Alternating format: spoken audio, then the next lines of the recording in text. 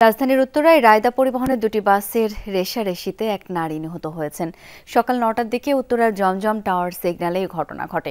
Police জানায় নিহত গেনেদা বেগমের বাড়ি ময়মনসিংহের গৌরীপুরে। স্বামীর সাথে বসবাস করতেন উত্তরায়, সংসার চালাতেন বিভিন্ন বাসায় রান্নার কাজ করে। নিহতের স্বামী আব্দুল গনি মিয়া পেশায় রিকশা চালক। পুলিশ জানায় এই ঘটনায় রায়দা পরিবহনের বাস দুটি জব্দ করা হয়েছে। আটক করা হয়েছে দুই বাসের চালক কবির হোসেন ও পারভেজকে।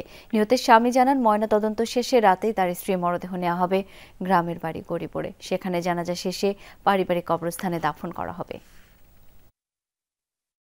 ওরা দুজনে অনেক দিন ধরে এই জায়গায় থাকে, একসাথে ভাড়া থাকি, অনেক ভালো ছিল। উনি কাজের সময় আইসে বাসে অ্যাক্সিডেন্ট রাস্তায় রায়দা দুই বাস পরে শুনলাম যে পারাবাড়ি করতে গিয়ে ওনার অ্যাক্সিডেন্ট করছে আর কি। তার মধ্যে মাথার খুলটা উড়ে গেছে। অ্যাক্সিডেন্টে যা বিচার চা আমার বিচার পাচ্ছি, আমি বিচার চাই।